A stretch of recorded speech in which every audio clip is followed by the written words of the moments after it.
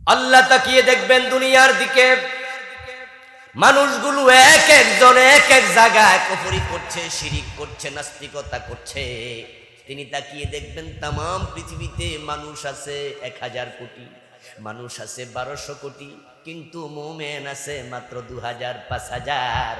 পুরা বাংলাদেশে মানুষ আছে 30 কোটি। আল্লাহ তাকিয়ে দেখবেন মুসলমান মুমিন আছে 500। কমতে কমতে এমন কমবে কিয়ামতের আগে, তখন রাসূলুল্লাহ বলেন ইন্নাল্লাহা ইয়াবআসু রিহাম মিনাল ইয়ামান আলিয়ানা মিনাল হারির। আল্লাহ ইয়ামান নামক দেশ থেকে একটা বাতাস প্রবাহিত করে দেবেন, যে বাতাসের স্পর্শটা হবে রেশমি কাপড়ের চেয়েও কোমল। ফালাতাদাউ মান কানা ফি কলবিহি মিসকালু হাববাতিন মিনাল ঈমান ইল্লা কাবাযাতহু। ওই বাতাসের কাজ হবে মুমিনদের জান কবজ করা। আজরাইলের যেই কাজ, আল্লাহ সেই কাজটা ওই বাতাসকে দেবেন। যার অন্তরে সরিষার দানা পরিমাণ ঈমান থাকবে, ওই বাতাসটা গায়ে লাগার সাথে সাথে ওই মুমিন মরে যাবে। সহিহ মুসলিমের হাদিস। ইয়ামান নামক দেশ থেকে সে বাতাস তামাম পৃথিবীতে ছড়িয়ে যাবে।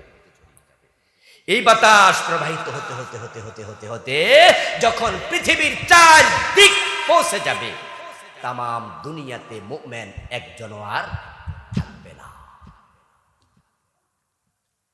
قال رسول الله صلى الله عليه وسلم لا تقوم الساعة ولا أحد يقول الله الله। জমিনে আল্লাহ বলার মতো যদি একজন মুমিনও থাকতো, তাহলে কিয়ামত হতো না। যেদিন কিয়ামত হবে, তাহলে বোঝা যায় জমিনে ঈমানদার একজনও আর নাই। এবার আপনাদের কাছে আমার দুই একটা প্রশ্ন, আপনারা একটু জবাব দিয়েন, আমি কথা বলবো, আপনারাও বলবেন মাঝে মাঝে আমার সাথে। কিয়ামত কি আগাচ্ছে না পিছাচ্ছে? আগাচ্ছে। তাহলে কিয়ামত যদি আগায়, তাহলে কিয়ামত কেন হবে, কোন কারণে হবে, কখন হবে, কিভাবে হবে, বিস্তারিত আলোচনা কোরআন হাদিসে আছে না নাই? ঈমানদার কমে যাবে, তাই কিয়ামত হবে, সোজা কথা। এখন কোন কোন কারণে মানুষের ঈমান আমল নষ্ট হবে, সে বিষয়গুলো আমাদের সজাগ সচেতন হওয়া লাগবে। না হয় এমনও তো হতে পারে যে আপনিও একজন কাফের হয়ে যেতে পারেন। ধীরে ধীরে মানুষ বেঈমান হবে, সকালবেলা মুমিন, সন্ধ্যাবেলা ঈমান হারা। যেই সমস্ত উপলক্ষ সামনে রেখে আল্লাহ তাআলা কিয়ামতকে সামনে আনবেন, এগুলোকে বলা হয় আলামাতুস সাআহ। আমরা কিভাবে বুঝবো কিয়ামত আসতেছে? নবীজি সাল্লাল্লাহু আলাইহি ওয়াসাল্লাম তিনি আমাদেরকে শুনিয়েছেন যে তোমরা যখন দেখবে পৃথিবীর এই এই অবস্থা হচ্ছে, তখন বুঝে নেবে কিয়ামত হতে আর বেশি দেরি নাই। কিয়ামতের কিছু বড় বড় আলামত আছে, কিয়ামতের কিছু ছোট ছোট আলামত আছে। রাসূলুল্লাহ সাল্লাল্লাহু আলাইহি ওয়াসাল্লাম কিয়ামতের আলামত প্রসঙ্গে অসংখ্য হাদিস তিনি আমাদের সম্মুখে তুলে ধরেছেন। আমি আপনাদের সম্মুখে কিয়ামত নিয়ে সামান্য কিছু আলামত বলবো। এই আলামতগুলো সামনে নিয়ে আপনি সতর্ক হবেন। নবীজি বলছেন কিয়ামত যখন আসবে, এলেম উঠে যাবে। এখন আমাদের এলেমের কি খবর? আজকের মাহফিলে যারা আছেন সবাই কোরআন পড়তে পারেন? যারা পারেন সবাই বিশুদ্ধ পারেন? যারা বিশুদ্ধ পারেন তারা অর্থ জানেন? আত্মসমালোচনা করুন তো পবিত্র কোরআন মাজিদের বিসমিল্লাহর বা থেকে মিনাল জিন্নাতি ওয়ান নাসের সিন পর্যন্ত সবটা একটা বার তরজমা শেষ করছেন। এখানে কতজন আছেন? অথচ কোরআনের এলেম শিক্ষা করা নফল না ফরজ? তাহলে আমরা নিজেরাই তো কিয়ামতের আলামত। দুজন ছেলে আছে, তিনজন বাচ্চা আছে, একটা ডাক্তার আর একটা ব্যারিস্টার আর একটা প্রফেসর। আপনি গর্বভরে বুক ফুলাইয়া পরিচয় দেন, আমার ছেলেরা বিসিএস ক্যাডার, আমার ছেলে ডাক্তার। অথচ ঘটনা এমন হয় ওই ডাক্তার ছেলেটা হুজুর 4টা ফরজ জানে না। বাবার মৃত্যুর পরে জানাজার নামাজ পড়তে আসে, টুপি হাওলাত নে, তারপরে এবার নামাজে দাঁড়ায় ইমাম সাহেবের দিকে তাকায়, হুজুর জানাজার নামাজের নিয়মটা একটু কইয়া দেন। হুজুর তখন মাইক হাতে নিয়ে বলে, 4 তাকবীরের সাথে এই ইমামের পিছনে ফরজে কিফায়া সালাতুল জানাজার নামাজ আদায় করছি, বলবেন আল্লাহু আকবার। এই হলো জানাজার নামাজ পড়ার নিয়ম। এখন আল্লাহু আকবার বলল, বলার পরে দোয়া আছে না নাই? তো যে বেটার নিয়ম শিখলো এখন দোয়া শিখবো কখন? তৃতীয় তাকবীর দেওয়ার পরে তো একটা লম্বা দোয়া, আল্লাহুম্মা গফিরলি হাইয়িনা ওয়া মাইয়িতিনা হাসানা ওয়া শাহিদিনা ওয়া গায়িবিনা। এই যে লম্বা দোয়া, আপনার প্রফেসর ছেলে, ডাক্তার, ইঞ্জিনিয়ার, ব্যারিস্টার ছেলে এমনও আছে যে বাবার জন্য দোয়া করবে, দোয়াটাই লিখে না। আমি যাচ্ছিলাম মাহফিল করতে উত্তরবঙ্গের দিকে। তো আমার ড্রাইভার নতুন, সেদিন আমার পার্সোনাল গাড়িটা কি সমস্যা জানি আমি ডাইকে আনছি, একজনের ফোন দিছি, গাড়ি পাঠাইছি। তো নতুন ড্রাইভার তো গাড়ি তুটে তার সাথে আমি পরিচিত হচ্ছিলাম। এই ইয়াং ম্যান, কি নাম? ওমক। কি করো, ড্রাইভিং কবে থেকে করো? বলো না হুজুর আমি মাঝে মাঝে ড্রাইভিং করি, আমি ইঞ্জিনিয়ারিং পড়ি। আমি তো খুশি হলাম, মাশাআল্লাহ। তো গাড়ি কার? তো গাড়ি হলো আমার আব্বু। তা আমি মাঝে মাঝে চালাইয়া নিজের হাত খরচাটা নিজে কামাই করি। এই কথা শুনে না আমার খুব ভালো লাগলো। আমি ছেলের জন্য দোয়া করলাম। আমি বললাম এটি তো সোনার টুকরা ছেলে, মা বাবারে কষ্ট দেয় না, নিজেটা নিজে কামাই করে, তাহলে এই পোলাপান ভবিষ্যৎ দেশের উপকারে আসবে, ঠিক না? এবং সে ড্রাইভিং পেশা, যেটা অনেকে শর্মে করে না, যে আমার কেউ ড্রাইভার পেয়ে না, অথচ ছেলে ইঞ্জিনিয়ারিং পড়ে। কোন সেমিস্টারে পড়ো? অমুক সেমিস্টার, আর 2 সেমিস্টার বাকি আছে, প্রায় শেষ। কথা বলতে বলতে সামনে গেলাম, সাবার পার হলাম। পার হয়ে বললাম যে এই জোহরের নামাজের সময় তো হয়েছে, একটা কাজ করো, জোহরের নামাজটা পড়ি, তুমি পাশে দাঁড়া করাও কাজ। এক জায়গায় দাঁড়ালাম, সেখানে সম্ভবত এটা ফিলিং স্টেশন। তো ওখানে ঢুকলাম, ওরে বললাম যে অজু করো, অজু আছে? কোনা অজু করলো, আসলো আমার পাশে দাঁড়ালো। আমরা মুসাফির। ওকে বললাম যে একামত দাও। এবার সে মুস্কি হাসি দিয়ে বলে, হুজুর আমি তো একামত জানি না। আমি আর তাকে লজ্জা দিলাম না, ইঞ্জিনিয়ার হবে কয়দিন পর, আর 2টা সেমিস্টার বাকি আছে। লজ্জা না দিয়ে আমি একামত দিলাম। একামত দিয়ে আমি আল্লাহু আকবার নিয়ত বাঁধলাম।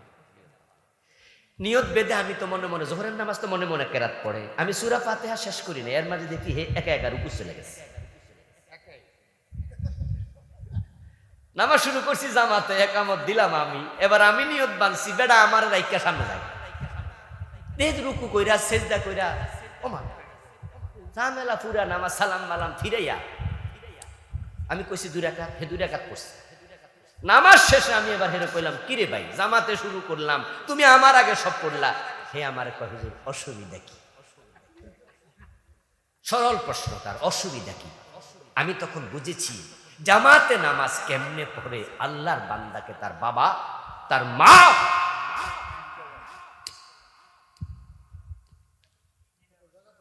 কত ডাক্তার, কত ইঞ্জিনিয়ার, কত উকিল, কত ব্যারিস্টার, কত প্রফেসর বাংলাদেশে আছে যারা আল্লাহর কোরআনটা দেখে দেখে পড়তে পারে না।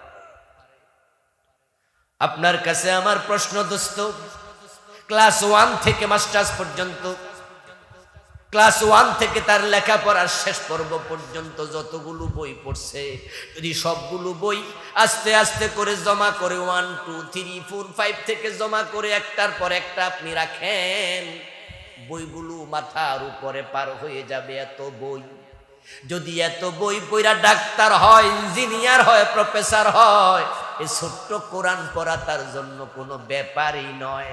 কিন্তু ছেলেটা কোরআন পড়াও জানে না, কারণ এমন দেশ আমরা বানাইছি যে দেশের সিলেবাসে আল্লাহর কোরআনটা নাই। হতবাগা মুসলমান আমরা।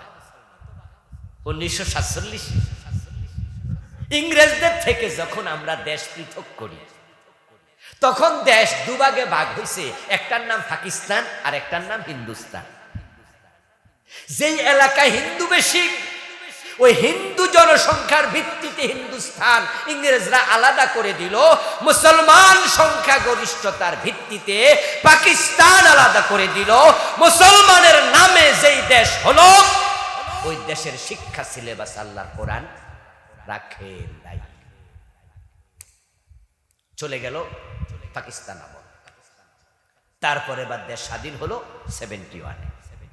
আপনাদের কাছে আমার প্রশ্ন, দেশ স্বাধীন করার পিছনে যে বঙ্গবন্ধু শেখ মুজিবুর রহমান পরিশ্রম করলেন, শহীদ প্রেসিডেন্ট জিয়াউর রহমান স্বাধীনতার ঘোষণা দিলেন, তাদের ঘোষণায়, তাদের ধাক্কায় যারা রাস্তায় নেমে জীবন দিল আমাদের দেশের মুক্তিযোদ্ধা, তাদের মাঝে মুসলমান বেশি না হিন্দু বেশি?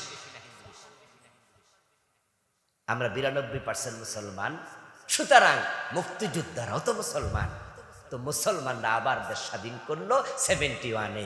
এরপরে বলুন তো 71 থেকে 2025 চলছে, আমাদের university, college, high primary school, high স্কুলে আমাদের সিলেবাসে কি কোরআন ঢুকাইছে? কি আশ্চর্য!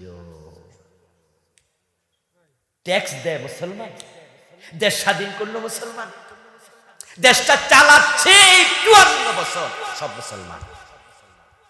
সে বঙ্গবন্ধু শেখ মুজিব থেকে শুরু করে আজকের প্রেসিডেন্ট চুপ্পু মিয়া পর্যন্ত একজন প্রেসিডেন্ট হিন্দু হয় নাই, একজন প্রধানমন্ত্রী খ্রিস্টান ইহুদি হয় নাই। মন্ত্রীদের মাঝে 60 জন মন্ত্রী যদি থাকে, তার মাঝে 55 জন মুসলমানের সন্তান, ঠিক কিনা? শিক্ষামন্ত্রী 54 বছরে একজন হিন্দু হয় নাই। কোরআন কেন সিলেবাসে ঢুকলো না? কোরআন শিক্ষা করা নফল না ফরজ? ইংরেজি শিক্ষা করা কি ফরজ? বিজ্ঞান কি ফরজ? ইতিহাস কি ফরজ? ভূগোল কি ফরজ? বায়োলজি, কেমিস্ট্রি কি ফরজ? চিকিৎসা বিজ্ঞান, নৃবিজ্ঞান, জীববিজ্ঞান কি ফরজ? এগুলো হলো বোবা। এগুলা শিখলে কোনো অসুবিধা নাই, না শিখলে কোনো গুনাহ নাই, কিন্তু কোরআন না শিখলে বিপদ আছে না নাই? ওটাই সিলেবাস। কিন্তু বক্তৃতা দেওয়ার সময় আমরা মুসলমান, আমরা মুসলমান। হাশরের ময়দানে আল্লাহ তাআলা যারা কোরআন না পড়ে যাবেন তার কাছে সবগুলাকে অন্ধ বানায়া তুলবেন। ওয়া নাহশুরুহু ইয়াউমাল কিয়ামাতি আ'মা। আল্লাহ বলে, আমি তোমাদেরকে অন্ধ বানাইয়া তুলবো। তখন তোমরা বলবে, লিমা হাশারতানি আমা, বলবে আল্লাহ আমারে কেন অন্ধ বানাইলা? ওয়াকাদ কুনতু বাসীরা, আমার তো চোখ ছিল দুনিয়ায়। আল্লাহ তখন জবাব দেবেন, কাযালিকা আতাতকা আয়াতুনা ফানাসিতাহা ওয়া কাযালিকাল ইয়াউমা তুনসা।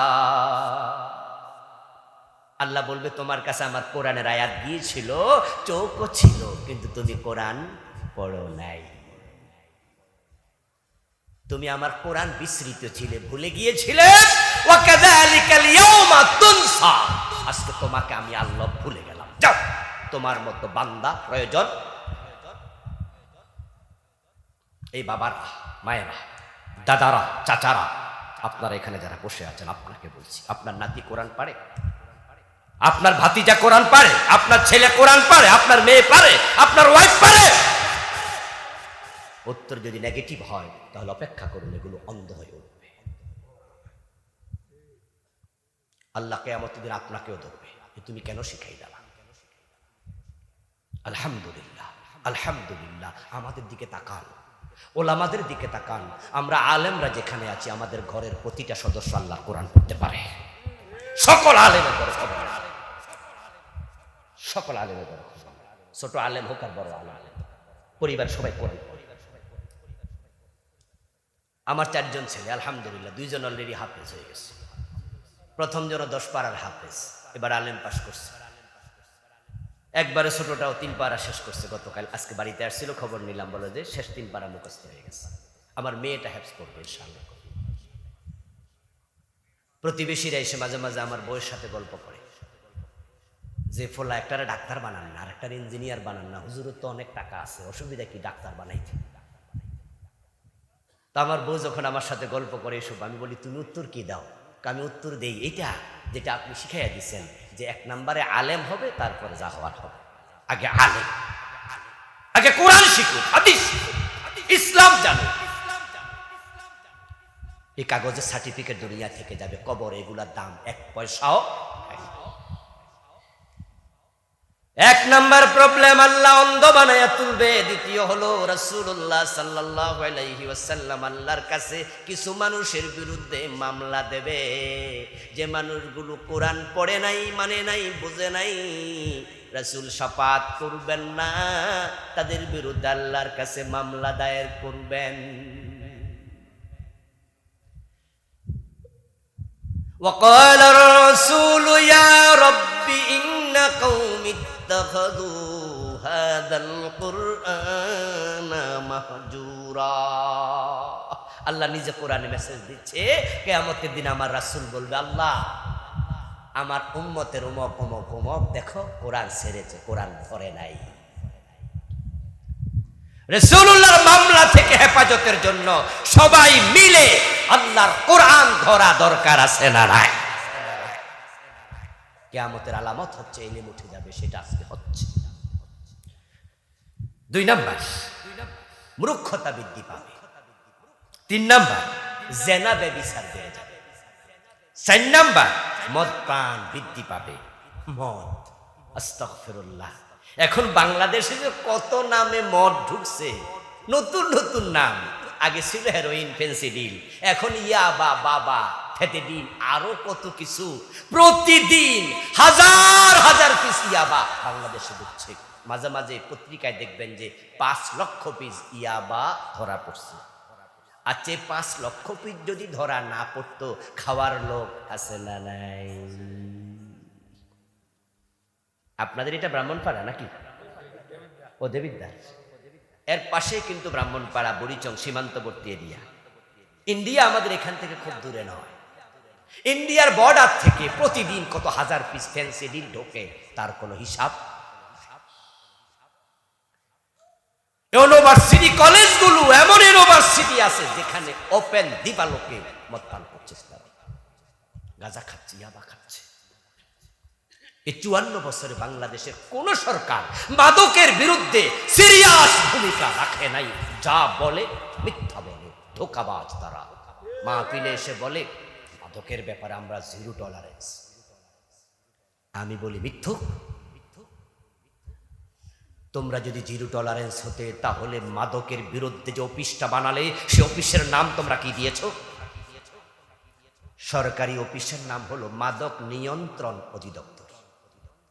আমরা কি নিয়ন্ত্রণ চাই না নির্মূল চাই? আপনারা কি চান, নিয়ন্ত্রণ না নির্মূল? দেখেন, তারা একটা নির্মূল অফিসও বানাইতে পারে না, নির্মূল তো দূরের কথা। ড্রাইভার যখন 100 মাইল গতিতে গাড়ি চালায়, তখন মাঝে মাঝে আমরা যাত্রীরা কিন্তু ধমক দিই, বলি, এই ড্রাইভার নিয়ন্ত্রণে চালাও, এভাবে চালাও কেন? নিয়ন্ত্রণ মানে কি স্টার্ট বন্ধ করে পাশে বয়ে থাকো? আমরা বুঝাই যে 50-60-এ চালাও, 70-এর ভিতরে রাইকা চালাও। তো সরকার লিখছে মাদক নিয়ন্ত্রণ, এর মানে কিছু কিছু খাও। অথচ ওরা এসে বলে আমরা 0 টলারেন্স। ও দোস্ত, নিয়ন্ত্রণ করে বাকিটা কাকে খাইতে দেয়? বাকিটা দেবে সোনারগাঁ হোটেলের যারা সেখানে কাস্টমার, শেরাটনের কাস্টমার, হোটেল রেডিসনের কাস্টমার। বাংলাদেশের 5 স্টার হোটেলগুলোতে মদের বার আছে কিনা জানেন আপনারা? প্রত্যেকটাই আছে, প্রতিটায়। শুধুমাত্র মদের বার নয়, বরং 5 স্টার হোটেলগুলোতে মদ খাওয়ার পরে নাচার জন্য নর্তকীও আছে। আপনাদের সন্তান রিক্সাওয়ালা, দিনমজুর, কুলির সন্তান, গরিবের সন্তান, মধ্যবিত্তের সন্তান হোটেল শেরাটনে মদ খাইতে যাইতে পারবে না, এত টাকা নাই। সেখানে কারা যায়? ওই যে নেতা, বড় বড় অফিসার, তাদের ছেলেরা, তাদের দোসরেরা, এবং অনেক নেতা নিজেও বারে মদ খেতে যায়। এজন্য ওরা নিজেদের খাওয়ার সুবিধার্থে বানাইছে মাদক নিয়ন্ত্রণ, মানে কিছু কিছু খাই। তার পরিণতি কি? পরিণতি হচ্ছে পুরা সমাজ এখন মাদকের ছোবলে, যুব সমাজ বাঁচত। যেই ঘরে একটা মাদকাসক্ত সন্তান আছে, ওই ঘরটাকে জাহান্নাম বানায় আসতেছে। অশান্তি কারে বলে একটু খবর নিয়ে, মায়ের গলার চেন নিয়ে যায়, বউয়ের কানের ধরে নিয়ে বিক্রি করে দেয়, সাইকেল নেয়, রিক্সা নিয়ে বিচ্ছালায়, এটা সেটা নেই, গরু বিচ্ছালায়। এবং অবস্থা ঢাকা শহরে এমন, যখন মদ খাওয়ার টাকা পায় না, ম্যান হলে ডাকনা সহ নিয়ে বেছে।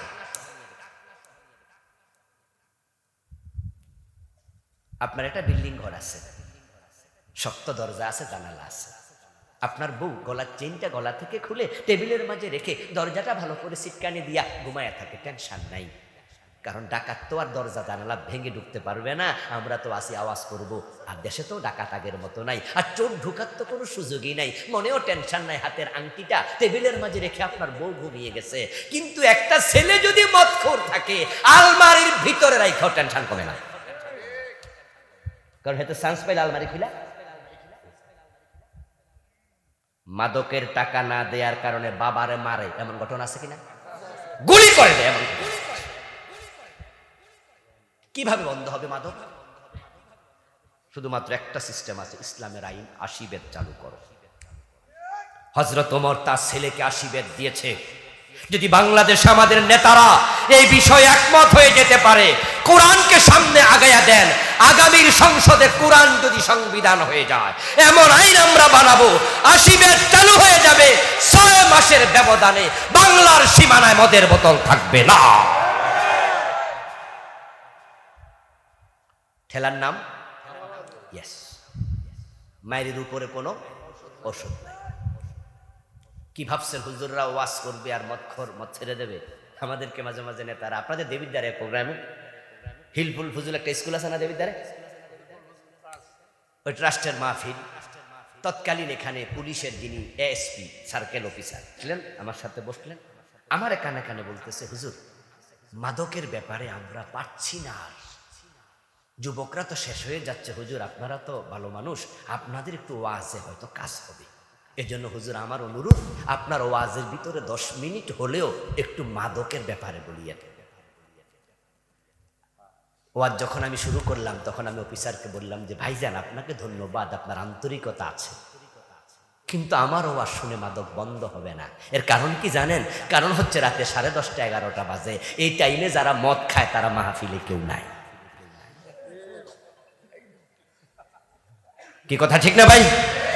কারণ হচ্ছে যে মদ খোর, হেতে যদি মাহফিলে আসে, হে তো মাগরিবের পরে জিলাপি খাইয়া গেছে গা, ওই চা দোকানে চা 1 কাপ খাইছে, বিড়ি টানছে, ওয়াজ শুনছে গেছে গা। রাতে 10:30 11টা বাজে মাহফিলে এসে মাহফিল শুনবে, এত নসিব তার নাই। তা আমি ওয়াজ করলাম কার কাছে? যারা মদ খায় না। তো কম্বল দরকার তার, গায়ে জ্বর উঠছে, যদি ওয়াজ করলে মাদক বন্ধ হতো, হযরত ওমরের চেয়ে বেশি ওয়াজ দুনিয়ার কে জানে, কোন মানুষ জানে। হযরত ওমর নিজের ছেলেকে 80 বেদ দিতেন না, তিনি 10 মিনিট ওয়াজ করে দিতেন। কিন্তু আমরা তো জানি হযরত ওমর নিজের ছেলেকে 80 বেদ।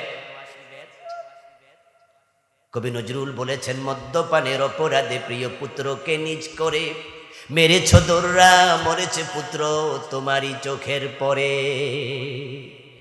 আজকের মাহফিলে আপনারা যারা আছেন, আমরা কি মদের পক্ষে কেউ আছি? আলহামদুলিল্লাহ, আমরা সবাই মাদক বিরোধী, ঠিক না? আপনারা কি নিয়ন্ত্রণ চান না নির্মূল চান? নির্মূল করতে হলে হযরত ওমরের জামানার মতো 80 বেতের আইন দরকার আছে না নাই?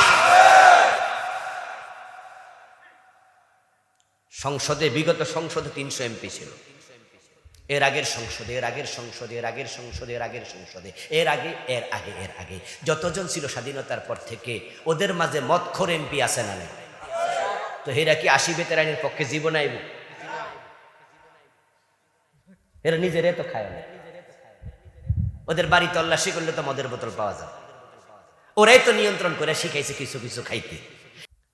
আল্লাহ তাকিয়ে দেখবেন দুনিয়ার দিকে, মানুষগুলো এক একজন এক এক জায়গায় কুফরি করছে, শিরিক করছে, নাস্তিকতা করছে। তিনি তাকিয়ে দেখবেন তাম পৃথিবীতে মানুষ আছে 1000 কোটি, মানুষ আছে 1200 কোটি, কিন্তু মুমিন আছে মাত্র 2000 5000। পুরা বাংলাদেশে মানুষ আছে 30 কোটি। আল্লাহ তাকিয়ে দেখবেন মুসলমান মুমিন আছে 500। কমতে কমতে এমন কমবে কিয়ামতের আগে, তখন রাসূলুল্লাহ বলেন, ইন্নাল্লাহা ইয়াবআসু রিহাম মিনাল ইয়ামান আলিয়ানা মিনাল হারির। আল্লাহ ইয়ামান নামক দেশ থেকে একটা বাতাস প্রবাহিত করে দেবেন, যে বাতাসের স্পর্শটা হবে রেশমি কাপড়ের চেয়েও কোমল। ফালাতাদাউ মান কানা ফি কলবিহি মিসকালু হাববাতিন মিনাল ঈমান ইল্লা কাবাযাতহু ওই বাতাসের কাজ হবে মোমেনদের জান কবজ করা। আজরাইলের যেই কাজ, আল্লাহ সেই কাজটা ওই বাতাসকে দেবেন। যার অন্তরে সরিষার দানা পরিমাণ ঈমান থাকবে, ওই বাতাসটা গায়ে লাগার সাথে সাথে ওই মোমেন মরে যাবে। সহিহ মুসলিমের হাদিস। ইয়ামান নামক দেশ থেকে সে বাতাস তামাম পৃথিবীতে ছড়িয়ে যাবে। এই বাতাস প্রবাহিত হতে হতে হতে হতে হতে হতে যখন পৃথিবীর চারদিক পৌঁছে যাবে, তামাম দুনিয়াতে মুমিন একজনও আর থাকবে না।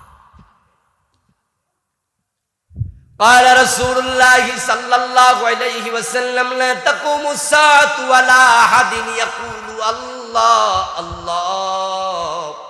জমিনে আল্লাহ বলার মতো যদি একজন মুমিনও থাকতো তাহলে কিয়ামত হতো না। যেদিন কিয়ামত হবে তাহলে বোঝা যায় জমিনে ঈমানদার একজনও আর নাই। এবার আপনাদের কাছে আমার দুই একটা প্রশ্ন, আপনারা একটু জবাব দিয়েন, আমি কথা বলবো, আপনারাও বলবেন মাঝে মাঝে আমার সাথে। কিয়ামত কি আগাচ্ছে না পিছাচ্ছে? আগাচ্ছে। তাহলে কিয়ামত যদি আগায়, তাহলে কিয়ামত কেন হবে, কোন কারণে হবে, কখন হবে, কিভাবে হবে, বিস্তারিত আলোচনা কোরআন হাদিসে আছে না নাই?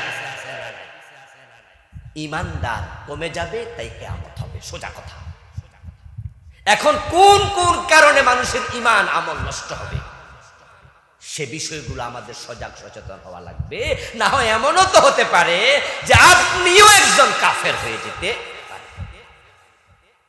ধীরে ধীরে মানুষ বেঈমান হবে। সকালবেলা মুমিন, সন্ধ্যাবেলা ঈমান হারা। যেই সমস্ত উপলক্ষ সামনে রেখে আল্লাহ তাআলা কিয়ামতকে সামনে আনবেন, এগুলোকে বলা হয় আলামাতুস সাআহ। আমরা কিভাবে বুঝবো কিয়ামত আসতেছে? নবীজি সাল্লাল্লাহু আলাইহি ওয়াসাল্লাম তিনি আমাদেরকে শুনিয়েছেন যে তোমরা যখন দেখবে পৃথিবীর এই এই অবস্থা হচ্ছে, তখন বুঝে নেবে কিয়ামত হতে আর বেশি দেরি নাই। কিয়ামতের কিছু বড় বড় আলামত আছে, কিয়ামতের কিছু ছোট ছোট আলামত আছে।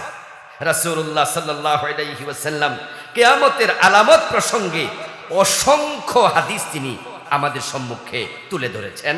আমি আপনাদের সম্মুখে কিয়ামত নিয়ে সামান্য কিছু আলামত বলবো। এই আলামতগুলো সামনে নিয়ে আপনি সতর্ক হবেন। নবীজি বলছেন কিয়ামত যখন আসবে এলেম উঠে যাবে। এখন আমাদের এলেমের কি খবর? আজকের মাহফিলে যারা আছেন সবাই কোরআন পড়তে পারেন? যারা পারেন সবাই বিশুদ্ধ পারেন? যারা বিশুদ্ধ পারেন তারা অর্থ জানেন? আত্মসমালোচনা করুন তো এই পবিত্র কোরআন মাজিদের বিসমিল্লাহর বা থেকে মিনাল জিন্নাতি ওয়ান নাসের সিন পর্যন্ত সবটা একটা বার তরজমা শেষ করছেন। এখানে কতজন আছেন? অথচ কোরআনের এলেম শিক্ষা করা নফল না ফরজ? তাহলে আমরা নিজেরাই তো কিয়ামতের আলামত। দুজন ছেলে আছে, তিনজন বাচ্চা আছে, একটা ডাক্তার আর একটা ব্যারিস্টার আর একটা প্রফেসর। আপনি গর্বভরে বুক ফুলাইয়া পরিচয় দেন আমার ছেলেরা বিসিএস ক্যাডার, আমার ছেলে ডাক্তার। অথচ ঘটনা এমন হয় ওই ডাক্তার ছেলেটা হুজুর 4টা ফরজ জানে না। বাবার মৃত্যুর পরে জানাজার নামাজ পড়তে আসে, টুপি হাওলাত নেয়, তারপরে এবার নামাজে দাঁড়ায় ইমাম সাহেবের দিকে তাকায় হুজুর জানাজার নামাজের নিয়মটা একটু কইয়া দেন। হুজুর তখন মাইক হাতে নিয়ে বলে 4 তাকবীরের সাথে এই ইমামের পিছনে ফরজে কিফায়া সালাতুল জানাজার নামাজ আদায় করছি, বলবেন আল্লাহু আকবার। এই হলো জানাজার নামাজ পড়ার নিয়ম। এখন আল্লাহু আকবার বললো, বলার পরে দোয়া আছে না নাই? তো যে বেটার নিয়ম শিখলো এখন দোয়া শিখবো কখন? তৃতীয় তাকবীর দেওয়ার পরে তো একটা লম্বা দোয়া, আল্লাহুম্মা গফিরলি হাইয়িনা ওয়া মাইয়িতিনা আসানা ওয়া শাহিদিনা ওয়া গায়িবিনা। এই যে লম্বা দোয়া, আপনার প্রফেসর ছেলে, ডাক্তার, ইঞ্জিনিয়ার, ব্যারিস্টার ছেলে এমনও আছে যে বাবার জন্য দোয়া করবে, দোয়াটাই শিখে না। আমি যাচ্ছিলাম মাহফিল করতে উত্তরবঙ্গের দিকে, তো আমার ড্রাইভার নতুন, সেদিন আমার পার্সোনাল গাড়িটা কি সমস্যা জানি আমি ডাইকে আনছি, একজনের ফোন দিছি, গাড়ি পাঠিয়েছি। তো নতুন ড্রাইভার তো গাড়ি উঠে তার সাথে আমি পরিচিত হচ্ছিলাম। এই ইয়াং ম্যান, কি নাম? অমক। কি করো, ড্রাইভিং কবে থেকে করো? বলেন না হুজুর, আমি মাঝে মাঝে ড্রাইভিং করি, আমি ইঞ্জিনিয়ারিং করি। আমি তো খুশি হলাম, মাশাআল্লাহ। তো গাড়ি কার? তো গাড়ি হলো আমার আব্বু। তা আমি মাঝে মাঝে চালাইয়া নিজের হাত খরচাটা নিজে কামাই করি। এই কথা শুনে না আমার খুব ভালো লাগলো। আমি ছেলের জন্য দোয়া করলাম। আমি বললাম, এটি তো সোনার টুকরা ছেলে, মা বাবারে কষ্ট দেয় না, নিজেটা নিজে কামাই করে, তাহলে এই পোলাপান ভবিষ্যৎ দেশের উপকারে আসবে, ঠিক না? এবং সে ড্রাইভিং পেশা, যেটা অনেকে শর্মে করে না, যে আমার কেউ ড্রাইভার পেয়ে না, অথচ ছেলে ইঞ্জিনিয়ারিং পড়ে। কোন সেমিস্টারে পড়ো? অমুক সেমিস্টার, আর 2 সেমিস্টার বাকি আছে, প্রায় শেষ। কথা বলতে বলতে সামনে গেলাম, সাবার পার হলাম, পার হয়ে বললাম যে এই জোহরের নামাজের সময় তো হয়েছে, একটা কাজ করো, জোহরের নামাজটা পড়ি, তুমি পাশে দাঁড়া করাও কাজ। এক জায়গায় দাঁড়ালাম, সেখানে সম্ভবত এটা ফিলিং স্টেশন। তো ওখানে ঢুকলাম, ওরে বললাম যে অজু করো, অজু আছে কোনা? অজু করলো, আসলো আমার পাশে দাঁড়ালো। আমরা মুসাফির, ওকে বললাম যে একামত দাও। এবার সে মুস্কি হাসিয়ে দিয়ে বলে, হুজুর আমি তো একামত জানি না। আমি আর তাকে লজ্জা দিলাম না, ইঞ্জিনিয়ার হবে কয়দিন পর, আর 2টা সেমিস্টার বাকি আছে। লজ্জা না দিয়ে আমি একামত দিলাম। একামত দিয়ে আমি আল্লাহু আকবার নিয়ত বাঁধলাম। নিয়ত বেঁধে আমি তো মনে মনে, জোহরের নামাজ তো মনে মনে কেরাত পড়ে, আমি সূরা ফাতিহা শেষ করি না, এর মাঝে দেখি হে একা একা রুকু চলে গেছে। নামাজ শুরু করছি জামাতে, একামত দিলাম আমি, এবার আমি নিয়ত বাঁধছি, বেটা আমার রাইকা সামনে যায়, দেখ রুকু কইরা সেজদা কইরা, ওমা ঝামেলা পুরা, নামাজ সালাম মালাম ফিরাইয়া আমি কইছি 2 রাকাত, হে 2 রাকাত পড়ছি।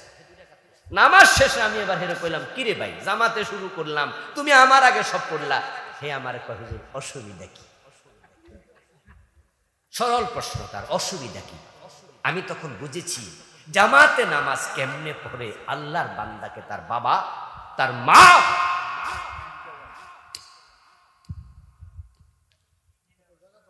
কত ডাক্তার, কত ইঞ্জিনিয়ার, কত উকিল, কত ব্যারিস্টার, কত প্রফেসর বাংলাদেশে আছে যারা আল্লাহর কোরআনটা দেখে দেখে পড়তে পারে না। আপনার কাছে আমার প্রশ্ন দোস্ত, ক্লাস 1 থেকে মাস্টার্স পর্যন্ত, ক্লাস 1 থেকে তার লেখাপড়ার শেষ পর্ব পর্যন্ত যতগুলো বই পড়ছে, যদি সবগুলো বই আস্তে আস্তে করে জমা করে 1 2 3 4 5 থেকে জমা করে একটার পর একটা আপনি রাখেন, বইগুলো মাথার উপরে পার হয়ে যাবে। এত বই, যদি এত বই পড়া ডাক্তার হয়, ইঞ্জিনিয়ার হয়, প্রফেসর হয়, এই ছোট্ট কোরআন পড়া তার জন্য কোনো ব্যাপারই নয়। কিন্তু ছেলেটা কোরআন পড়াও জানে না, কারণ এমন দেশ আমরা বানাইছি যে দেশের সিলেবাসে আল্লাহর কোরআনটা নাই। হতবাগা মুসলমান আমরা। 1947 ইংরেজদের থেকে যখন আমরা দেশ পৃথক করি, তখন দেশ 2 ভাগে ভাগ হয়েছে, একটার নাম পাকিস্তান আর একটার নাম হিন্দুস্তান। যেই এলাকায় হিন্দু বেশি, ওই হিন্দু জনসংখ্যার ভিত্তিতে হিন্দুস্তান ইংরেজরা আলাদা করে দিল। মুসলমান সংখ্যাগরিষ্ঠতার ভিত্তিতে পাকিস্তান আলাদা করে দিল। মুসলমানের নামে যেই দেশ হলো, ওই দেশের শিক্ষা সিলেবাস আল্লাহর কোরআন রাখে নাই। চলে গেল পাকিস্তান আমল। তারপরে বা দেশ স্বাধীন হলো 71। আপনাদের কাছে আমার প্রশ্ন, দেশ স্বাধীন করার পিছনে যে বঙ্গবন্ধু শেখ মুজিবুর রহমান পরিশ্রম করলেন, শহীদ প্রেসিডেন্ট জিয়াউর রহমান স্বাধীনতার ঘোষণা দিলেন, তাদের ঘোষণায়, তাদের ধাক্কায় যারা রাস্তায় নেমে জীবন দিল আমাদের দেশের মুক্তিযোদ্ধা, তাদের মাঝে মুসলমান বেশি না হিন্দু বেশি? আমরা 92% মুসলমান, সুতরাং মুক্তিযোদ্ধারাও তো মুসলমান। তো মুসলমানরা আবার দেশ স্বাধীন করলো 71-এ। এরপরে বলুন তো 71 থেকে 2025 চলছে, আমাদের university, college, high primary school, high স্কুলে আমাদের সিলেবাসে কি কোরআন ঢুকাইছে? কি আশ্চর্য! ট্যাক্স দেয় মুসলমান, দেশ স্বাধীন করলো মুসলমান, দেশটা চালাচ্ছে ৫৪ বছর সব মুসলমান।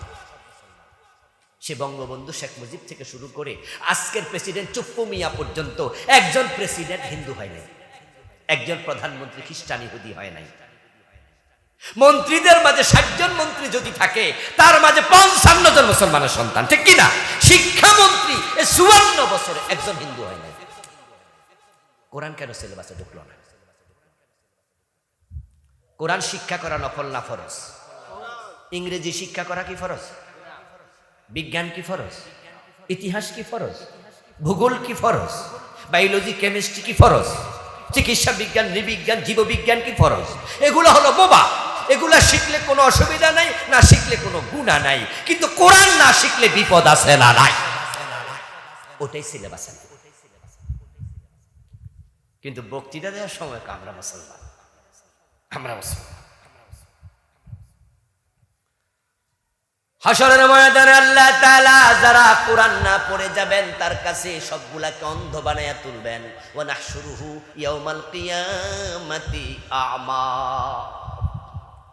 আল্লাহ বলে আমি তোমাদেরকে অন্ধ বানাইয়া তুলবো।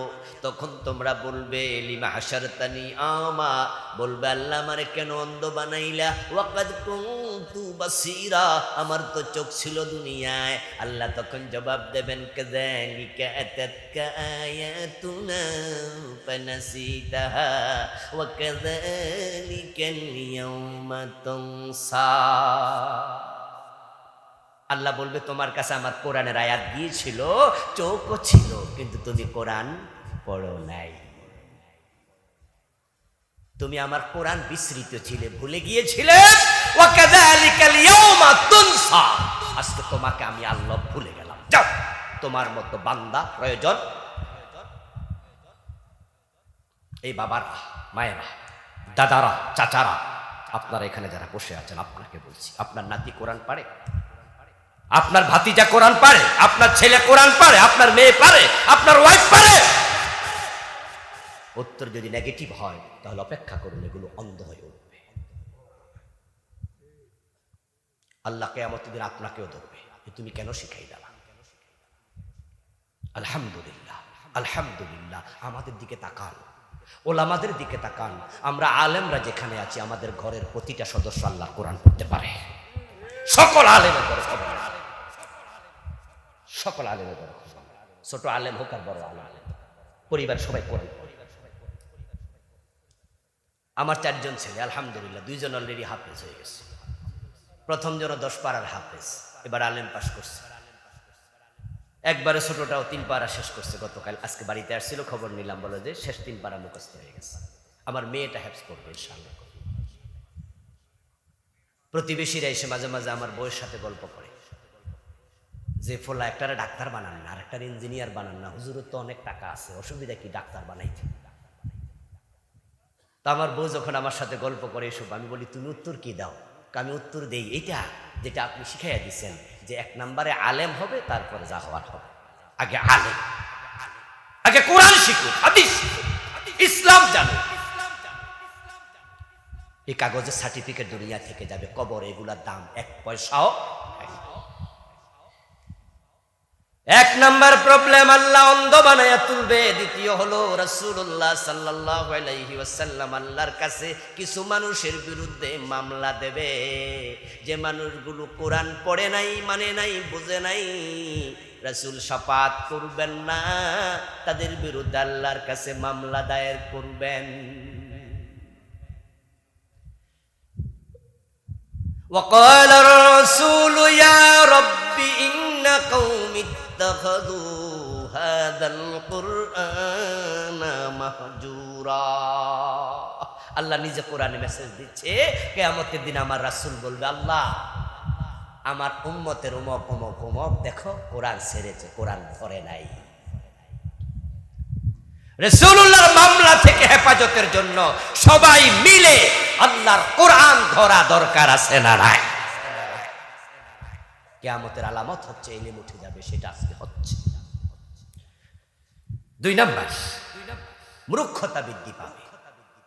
3 নাম্বার, জিনা ব্যভিচার বেড়ে যাবে।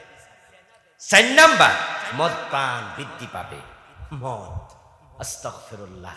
এখন বাংলাদেশে যে কত নামে মদ ঢুকছে, নতুন নতুন নাম। আগে ছিল হেরোইন, ফেন্সিডিল, এখন ইয়াবা, বাবা, ফেটেডিন, আরো কত কিছু। প্রতিদিন হাজার হাজার পিস ইয়াবা বাংলাদেশে ঢুকছে। মাঝে মাঝে পত্রিকায় দেখবেন যে 5 লক্ষ পিস ইয়াবা ধরা পড়ছে। আচ্ছা, 5 লক্ষ পিস যদি ধরা না পড়তো, খাওয়ার লোক আছে না নাই? আপনাদের এটা ব্রাহ্মণপাড়া নাকি? ও দেবিদ্বার। এর পাশে কিন্তু ব্রাহ্মণপাড়া, বরিচং, সীমান্তবর্তী এরিয়া। ইন্ডিয়া আমাদের এখান থেকে খুব দূরে নয়। ইন্ডিয়ার বর্ডার থেকে প্রতিদিন কত হাজার পিস ফেন্সিডিল ঢোকে, তার কোনো হিসাব।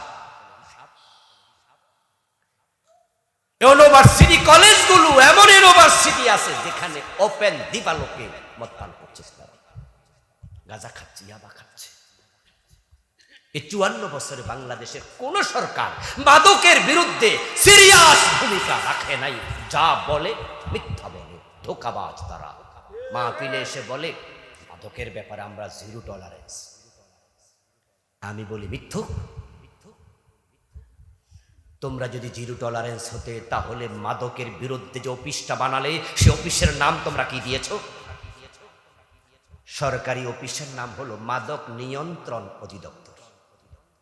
আমরা কি নিয়ন্ত্রণ চাই না নির্মূল চাই? আপনারা কি চান, নিয়ন্ত্রণ না নির্মূল? দেখেন, তারা একটা নির্মূল অফিসও বানাইতে পারে না। নির্মূল তো দূরের কথা। ড্রাইভার যখন 100 মাইল গতিতে গাড়ি চালায়, তখন মাঝে মাঝে আমরা যাত্রীরা কিন্তু ধমক দিই, বলি এই ড্রাইভার নিয়ন্ত্রণে চালাও, এভাবে চালাও কেন? নিয়ন্ত্রণ মানে কি? স্টার্ট বন্ধ করে পাশে বয়ে থাকা। আমরা বুঝাই যে 50-60-এ চালাও, 70-এর ভিতরে রাইকা চালাও। তো সরকার লিখছে মাদক নিয়ন্ত্রণ, এর মানে কিছু কিছু খাও। অথচ ওরা এসে বলে আমরা 0 টলারেন্স। ও দোস্ত, নিয়ন্ত্রণ করে বাকিটা কাকে খাইতে দেয়? বাকিটা দেবে সোনারগাঁ হোটেলের যারা সেখানে কাস্টমার, শেরাটনের কাস্টমার, হোটেল রেডিসনের কাস্টমার। বাংলাদেশের 5 স্টার হোটেলগুলোতে মদের বার আছে কিনা জানেন আপনারা? প্রত্যেকটাই আছে, প্রতিটায়। শুধুমাত্র মদের বার নয়, বরং 5 স্টার হোটেলগুলোতে মদ খাওয়ার পরে নাচার জন্য নর্তকীও আছে। আপনাদের সন্তান রিক্সাওয়ালা, দিনমজুর, কুলির সন্তান, গরিবের সন্তান, মধ্যবিত্তের সন্তান হোটেল শেরাটনে মদ খাইতে যাইতে পারবে না, এত টাকা নাই। সেখানে কারা যায়? ওই যে নেতা, বড় বড় অফিসার, তাদের ছেলেরা, তাদের দোসরেরা, এবং অনেক নেতা নিজেও বারে মদ খেতে যায়।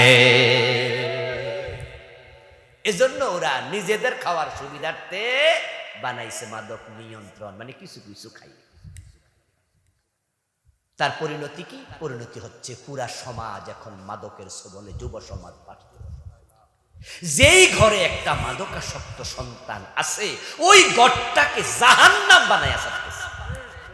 অশান্তি কারে বলে একটু খবর নিয়ে, মায়ের গলার চেন নিয়ে যায়, বউয়ের কানের ধুল নিয়ে বিক্রি করে দেয়, সাইকেল নেয়, রিক্সা নিয়ে বিচ্ছালায়, এটা সেটা নেই, গরু বিচ্ছালায়।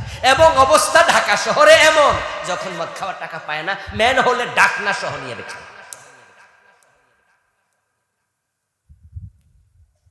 আপনার একটা বিল্ডিং ঘর আছে, শক্ত দরজা আছে, জানালা আছে। আপনার বউ গলার চেইনটা গলা থেকে খুলে টেবিলের মাঝে রেখে দরজাটা ভালো করে সিটকানি দিয়া ঘুমায়া থাকে, টেনশন নাই। কারণ ডাকাত তো আর দরজা জানালা ভেঙে ঢুকতে পারবে না, আমরা তো আসি আওয়াজ করব। আর দেশে তো ডাকাত আগের মতো নাই, আর চোর ঢুকার তো কোনো সুযোগই নাই, মনেও টেনশন নাই। হাতের আংটিটা টেবিলের মাঝে রেখে আপনার বউ ঘুমিয়ে গেছে। কিন্তু একটা ছেলে যদি মদখোর থাকে, আলমারির ভিতরে রাইখাও টেনশন কমে না, কারণ হয়তো চান্স পাইলে আলমারি খুলা। মাদকের টাকা না দেওয়ার কারণে বাবারে মারে, এমন ঘটনা আছে কিনা? গুলি করে দেয়, এমন। কিভাবে বন্ধ হবে মাদক? শুধুমাত্র একটা সিস্টেম আছে, ইসলামের আইন, 80 বেদ চালু করো। হযরত ওমর তার ছেলেকে 80 বেদ দিয়েছে। যদি বাংলাদেশ আমাদের নেতারা এই বিষয়ে একমত হয়ে যেতে পারে, কোরআনকে সামনে আগায়া দেন, আগামীর সংসদে কোরআন যদি সংবিধান হয়ে যায়, এমন আইন আমরা বানাবো, 80 ব্যাচ চালু হয়ে যাবে, 6 মাসের ব্যবধানে বাংলার সীমানায় মদের বোতল থাকবে না। ঠেলার নাম ইয়েস, মায়ের উপরে কোনো ওষুধ নাই। কি ভাবছেন হুজুররা ওয়াজ করবে আর মদ ছেড়ে দেবে? আমাদেরকে মাঝে মাঝে নেতারা, আপনাদের দেবিদ্বারে প্রোগ্রামে হিলফুল ফুজুল একটা স্কুল আছে না দেবিদ্বারে, ওই ট্রাস্টের মাহফিল, তৎকালীন এখানে পুলিশের যিনি এএসপি সার্কেল অফিসার ছিলেন আমার সাথে বসলেন, আমার কানে কানে বলতেছে, হুজুর মাদকের ব্যাপারে আমরা পাচ্ছি না, আর যুবকরা তো শেষ হয়ে যাচ্ছে, হুজুর আপনারা তো ভালো মানুষ, আপনাদের একটু ওয়াজে হয়তো কাজ হবে, এজন্য হুজুর আমার অনুরোধ, আপনার ওয়াজের ভিতরে 10 মিনিট হলেও একটু মাদকের ব্যাপারে বলিয়ে দেন। ওয়াজ যখন আমি শুরু করলাম তখন আমি অফিসারকে বললাম যে ভাইজান আপনাকে ধন্যবাদ, আপনার আন্তরিকতা আছে, কিন্তু আমার ওয়াজ শুনে মাদক বন্ধ হবে না। এর কারণ কি জানেন? কারণ হচ্ছে রাতে 10:30 11টা বাজে, এই টাইমে যারা মদ খায় তারা মাহফিলে কেউ নাই। কি কথা ঠিক না ভাই? কারণ হচ্ছে যে মদ খোর হেতে যদি মাহফিলে আসেও, হে তো মাগরিবের পরে জিলাপি খাইয়া গেছে গা, ওই চা দোকানে চা 1 কাপ খাইছে, বিড়ি টানছে, ওয়াজ শুনছে গেছে গা। রাতে 10:30 11টা বাজে মাহফিলে এসে মাহফিল শুনবে, এত নসিব তার নাই। তো আমি ওয়াজ করলাম কার কাছে? যারা মদ খায় না। তো কম্বল দরকার তার, গায়ে জ্বর উঠছে, যদি ওয়াজ করলে মাদক বন্ধ হতো, হযরত ওমরের চেয়ে বেশি ওয়াজ দুনিয়ার কে জানে, কোন মানুষ জানে? হযরত ওমর নিজের ছেলেকে 80 বেদ দিতেন না, তিনি 10 মিনিট ওয়াজ করে দিতেন। কিন্তু আমরা তো জানি হযরত ওমর নিজের ছেলেকে 80 বেদ। কবি নজরুল বলেছেন, মদ্যপানের অপরাধে প্রিয় পুত্রকে নিজ করে মেরেছ দোররা, মরেছে পুত্র তোমারই চোখের পরে। আজকের মাহফিলে আপনারা যারা আছেন, আমরা কি মদের পক্ষে কেউ আছি? আলহামদুলিল্লাহ, আমরা সবাই মাদক বিরোধী, ঠিক না? আপনারা কি নিয়ন্ত্রণ চান না নির্মূল চান? নির্মূল করতে হলে হযরত ওমরের জামানার মতো 80 বেতের আইন দরকার আছে না নাই? সংসদে, বিগত সংসদে 300 এমপি ছিল, এর আগের সংসদে, এর আগের সংসদে, এর আগের সংসদে, এর আগের সংসদে, এর আগে, এর আগে, এর আগে যতজন ছিল স্বাধীনতার পর থেকে, ওদের মাঝে মদখোর এমপি আছে না নাই? তো এরা কি 80 বেতের আইনের পক্ষে জীবন আইব? এরা নিজেরে তো খায় না, ওদের বাড়ি তল্লাশি করলে তো মদের বোতল পাওয়া যায়, ওরাই তো নিয়ন্ত্রণ করে শিখাইছে কিছু কিছু খাইতে। এর জন্য ওদেরকে দিয়ে হবে না। যদি মাদক নির্মূল করতে চাও, কোরআনওয়ালা নেতা সংসদে পাঠাও, না হয় সময় এমন আসবে হয়তো তোমার সন্তান মাদকাসক্ত হবে। কিয়ামত যখন আগাবে, নবীজি বলছে তখন মদ পান বৃদ্ধি পাবে, নারীর সংখ্যা বেড়ে যাবে, পুরুষের সংখ্যা কমে যাবে।